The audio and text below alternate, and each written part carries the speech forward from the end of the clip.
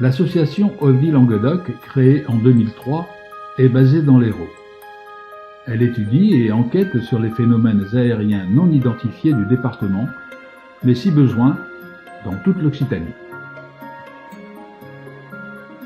Même si elle approche des événements improbables, elle évolue dans la sphère ufologique avec prudence et raison.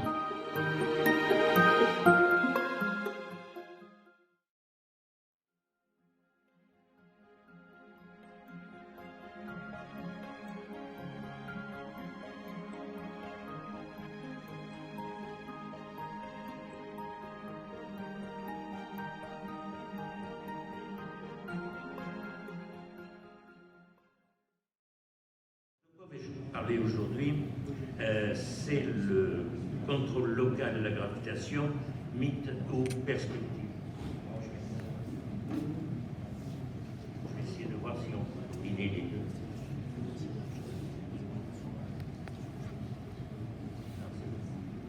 Alors, le sommaire.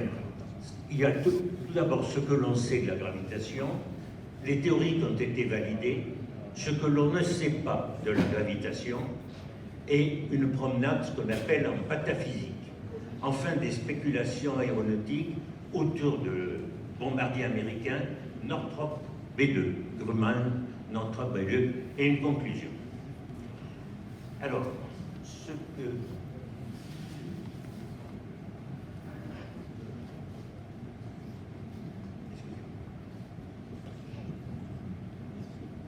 que le contrôle local, ce que l'on sait de la gravitation, jusqu'à présent, il a toujours été important de vouloir réduire le poids d'un corps autrement qu'en lui opposant une force d'inertie ou en l'éloignant de la source. Et c'est une idée qui a été généralement jugée utopique par des esprits rationnels. Par ailleurs, ses conséquences sont telles qu'on préfère ne pas y penser, c'est pourquoi cette idée est quelquefois devenue intéressante. Voici ce que l'on sait. En ce qui est de la gravitation est la seule force universelle, on dit plutôt interaction. Je dois vous dire que j'ai réussi à réunir nombre de documents pour faire un exposé qui ne soit pas trop, comment vous dirais-je, important à comprendre, mais qui soit plutôt le reflet d'une certaine réalité. Tous les corps engendrent la gravitation. Tous les corps, ainsi que le champ électromagnétique, et donc la lumière, subissent son influence. Il ne semble pas, à l'heure actuelle, exister d'endroit où elle ne se manifeste pas. Quelques notions élémentaires de physique. L'interaction, il y a tout d'abord 4 forces importantes. L'interaction nucléaire forte, responsable de la cohésion des noyaux atomiques. L'interaction électromagnétique, qui bien sûr met en jeu les phénomènes lumineux, électriques et magnétiques, et qui sait si c'est quelque chose que l'on peut percevoir dans l'étude des ovnis. L'interaction faible, jouant un rôle dans la fusion nucléaire, et enfin la gravitation, qui cause l'attraction réciproque de corps sous l'effet de leur masse. La gravitation est la seule force universelle. On dit souvent c'est une interaction. Tous les corps, quels qu'ils soient, engendrent de la gravitation. Tous les corps, ainsi que le champ électromagnétique, et donc la lumière, subit son influence, et, je l'ai déjà dit, ne semble pas exister d'endroit où elle ne se manifeste pas.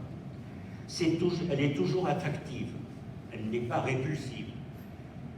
Elle crée par hypothétique, sauf peut-être l'énergie noire, on aura l'occasion d'en parler peut-être un peu plus tard.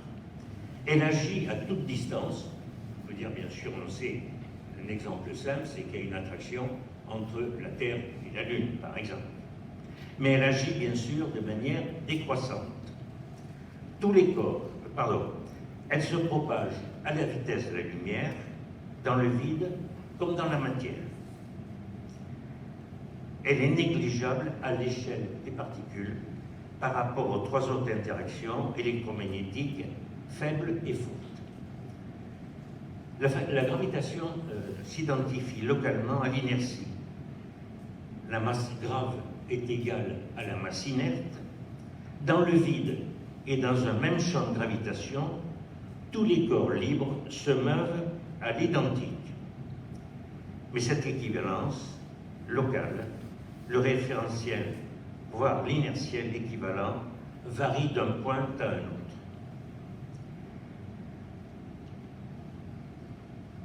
Les théories qui sont généralement validées, je crois qu'on va dire.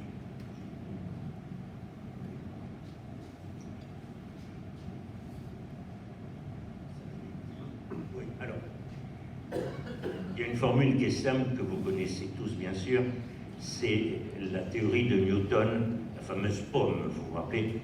La théorie vraie, c'est la théorie élaborée, qui fut élaborée entre 1665 et 1685 par Newton.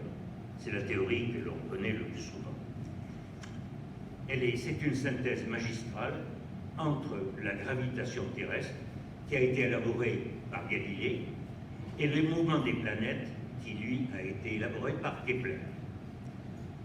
Les lois de la gravitation universelle, la force qu'il existe entre deux masses, m indice A et m indice B, distance de D, s'exprime par la formule, vous l'avez là, F égale G, qui est une constante universelle, m', le produit de deux masses, sur la distance au carré, bien connue, largement suffisante pour l'application, notamment aérospatiale. La théorie d'Einstein, je l'ai inscrite, si vous voulez, pour valeur, mais ne me demandez pas de l'expliciter parce que c'est vraiment très trapu. Si vous voulez, parmi ce qui a été écrit, on a le tenseur de courbure, vous avez là G, relié au tenseur d'énergie-impulsion, T, par le système de 10 équations non linéaires. Delta est une constante dite constante cosmologique, G le tenseur métrique et C, on le connaît généralement, c'est la vitesse de la lumière.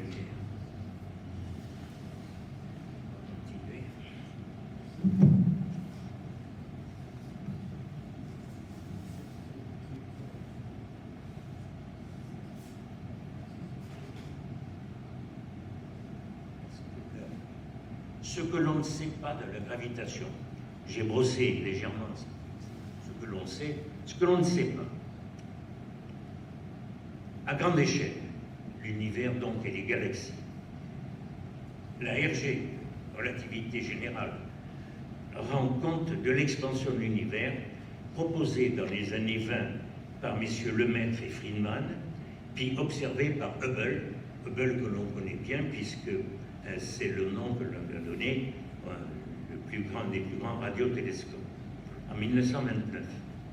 Mais plusieurs scénarios sont possibles, dépendant notamment de la constante inconnue qu'on appelle delta 2, mais qui pour l'instant est inconnue à ce jour. L'expansion semble s'accélérer. On dit toujours que l'univers s'accélère, c'est vrai. Et comme seule explication actuelle, l'existence, alors là c'est assez important, d'une forme d'énergie inconnue qu'on appelle énergie sombre ou énergie noire qui baignerait tout l'univers, pratiquement 70% de sa densité, en jouant un rôle antigravitationnel. Bien des remarques ou bien des conclusions qui sont indiquées là sont pour l'instant très, comment vous dirais-je, supputées, mais il n'y a pas pour l'instant, comme avec moi, l'énergie noire ou l'énergie sombre, on en parle, personne pour l'instant ne l'a pas vérifié. Voilà, c'est des idées. À l'échelle microscopique, le modèle standard décrit l'ensemble des particules connues. Alors, c'est des noms très particuliers, les fermions, source des champs, les bosons, un message, bon. Les gravitons, ça existe, paraît-il, des vecteurs de champ, de gravitation, particules qui sont hypothétiques, mais qui n'ont jamais été découvertes. Les trois interactions électromagnétiques faibles et fortes sont fermement unifiées Mais la gravitation résiste. Il est supputé qu'à l'origine de l'univers, ce qu'on appelle le Big Bang, n'existait qu'une force unique qui se serait ensuite différenciée pour donner les 4 forces actuelles. C'est une théorie, personne, bien sûr, on est là pour la donner, mais personne, bien sûr, ne l'a jamais vérifiée. Aucune des théories nouvelles, alors c'est des grosses théories dont vous entendrez parler, la théorie des cordes, la théorie de la gravitation quantique à boucle, n'a pour l'instant abouti. Il semblerait néanmoins, là-dessus, il faut ajouter quelque chose, que lors de certains interviews faits récemment à la télévision, on va se pencher plus spécialement sur l'énergie quantique qui, paraît-il, pourrait plus tard remplacer vraiment très positivement tout ce qui touche les énergies fossiles, voire l'électricité. Mais on n'en est vraiment qu'au début, mais il semblerait qu'il y ait, du côté américain et russe, de gros travaux de fait dans ce sens. Je vous donne ce qu'on appelle la promenade. Je m'en rappelle plus ce que j'ai.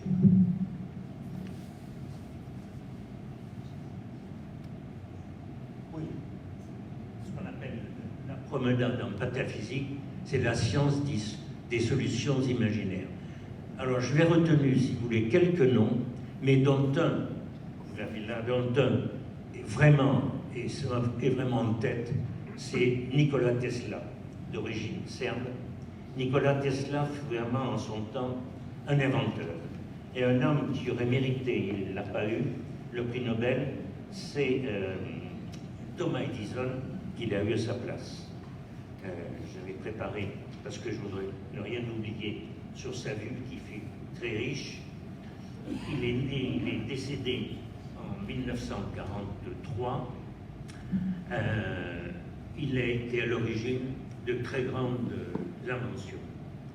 Plus de 300 brevets couvrant 125 sujets dans des domaines extrêmement variés. Le transport de l'énergie à distance, les radars, l'armement. Il aurait élaboré une théorie dynamique de la gravité. Il semblerait malheureusement qu'elle n'ait jamais été publiée. Il a été nominé, je venais de vous dire, pour le prix Nobel de physique en 1909, mais le lauréat fut Thomas Edison. Selon une déclaration de 1911, et ceci c'est très important, il aurait inventé un moyen révolutionnaire de réaliser une machine volante pesante, sans aile et sans propulseur, capable de vol stationnaire et de vitesse extrêmement élevée. Ça fait penser à quelque chose. Il certifie en 1931 avoir découvert les ondes longitudinales. C'est encore une grosse chose, c'est ce qu'on appelle maintenant les ondes scalaires, qui ne transmettent ces ondes ne sont transmises qu'avec une vitesse, tenez-vous bien, supérieure à celle de la lumière. La théorie montre qu'on a, c'est une équation et surtout une fraction qui montre au numérateur, on a la vitesse de la lumière qui est divisée par un chiffre plus petit. Bien entendu, ça donne une vitesse plus élevée. Dans ces conditions, il n'est pas surprenant que Nikola Tesla représente la première référence en ce qui est de l'antigravitation. Ça a vraiment été un grand monsieur. Vous avez également les noms, là je voudrais ne pas esquinter leur vie. Michel Faraday, qui a donné son nom, vous savez, a également des unités, qui a commencé assez simplement et qui ensuite est devenu docteur honoris causa en droit civil, qui est devenu ensuite un grand monsieur et un des pères fondateurs de l'électromagnétisme et un chimiste distingué, d'où le nom de Faraday, unité employée. Vous avez ensuite, j'ai cité entre autres, M. Maurice Allais, français, major de l'X et corps des mines, économiste, féru de physique fondamentale. Il s'est grâce à sa connaissance, il s'est permis de contester la validité de la relativité et s'est opposé frontalement à Einstein, qui l'accuse entre autres d'avoir plagié Poincaré. Il fut lauréat, ce qui est important pour nous, de la Gravity Research Foundation pour son mémoire « La nouvelle théorie des travaux sur et expérimentaux sur la gravitation », ceci en 1959. Eugène Podkletnov, russe, né en 1955, monsieur ingénieur chimiste russe, diplômé de l'Université de technologie de l'Institut Mendeleïev à Moscou, un grand monsieur. En 1992, il publie un article passé inaperçu selon lequel, et c'est extrêmement intéressant parce qu'on y travaille actuellement, le poids d'un objet placé au-dessus d'un disque supraconducteur diminue faiblement, là, pas beaucoup, 0,3%, concluant que le disque se comporterait comme un écran gravitationnel. Je voulais à cet égard vous signaler les travaux qui sont actuellement faits par monsieur docteur Sébastien Guénaud.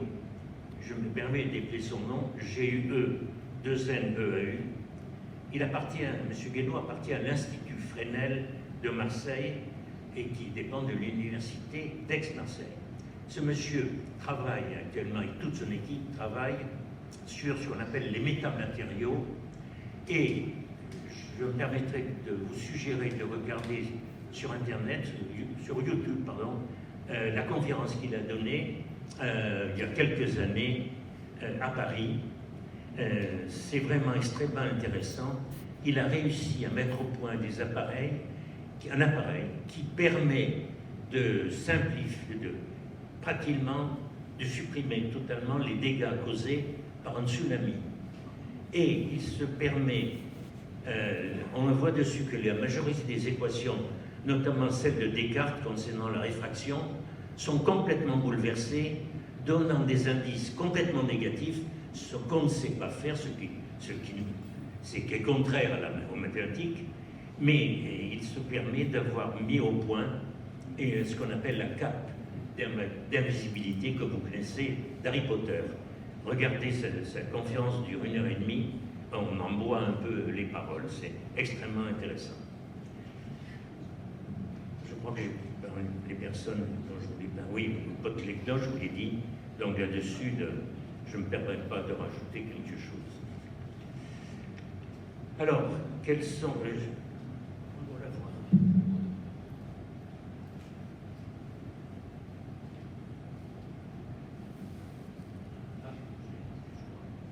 Alors voilà, vous reconnaissez, c'est le... Là, on va toucher un peu plus aux ovnis, au vol. C'est ce qu'on appelle le Grumman Northrop B2. Alors, selon certaines hypothèses qui ont été faites, notamment par un chercheur américain et auteur également, Paul Laviolette.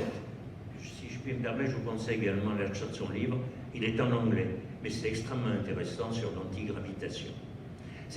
Bien souvent, bien sûr, ce sont des hypothèses, mais on reconnaît qu'il y a quand même à la base des choses réelles. Qu'est-ce qu'il y a de particulier le B2?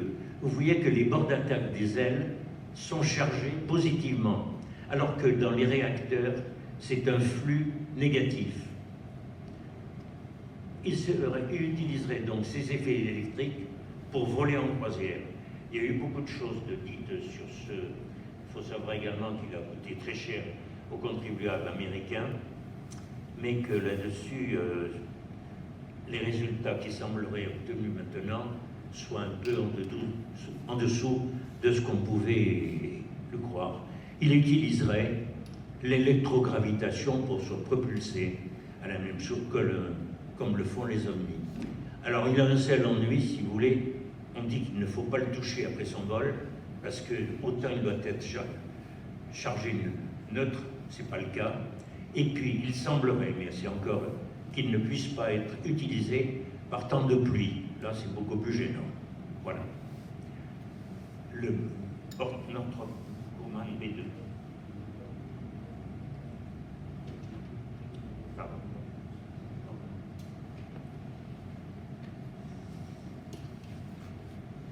voudrais dire là-dessus, sans qu'il existe la gravitation, c'est quelque chose vraiment de très complexe. Et tout ce que l'on peut dire actuellement relève quelquefois d'hypothèses.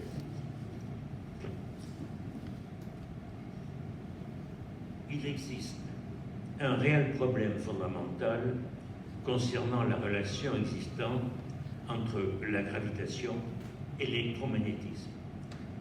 On peut dire Albert Einstein a essayé jusqu'à sa mort d'étendre la théorie de la relativité pour essayer de fusionner à la fois électromagnétisme et gravitation, mais on peut le dire sans succès.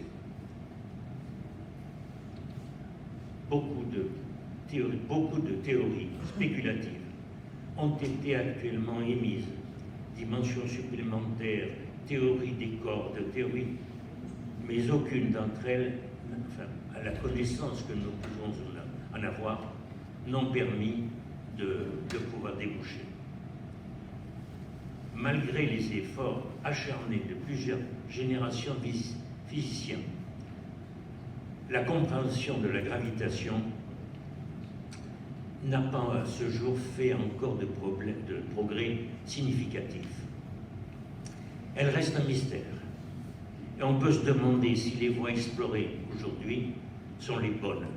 Bien sûr, la géométrisation de la physique, de plus en plus sophistiquée, a peut-être trouvé ses limites. Aucune théorie physique peut se construire sans un principe fondateur qui apparaît comme naturel lorsque l'édifice est achevé. Il se pourrait bien que ce soit la gravitation qui se trouvera à l'origine d'une nouvelle révolution. Ça n'est pas impossible.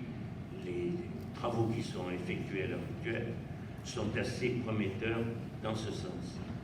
Je vois que l'heure tourne, je voudrais terminer par une petite note d'humour, si vous me permettez. Je l'ai rencontré à Sir Arthur Conan Doyle, qui l'a fait dire à son héros, vous savez, Sherlock Holmes, « Combien de fois vous ai-je dit qu'après avoir éliminé l'impossible, ce qui reste aussi improbable soit-il, ce doit être la vérité. » Je vous remercie de votre attention.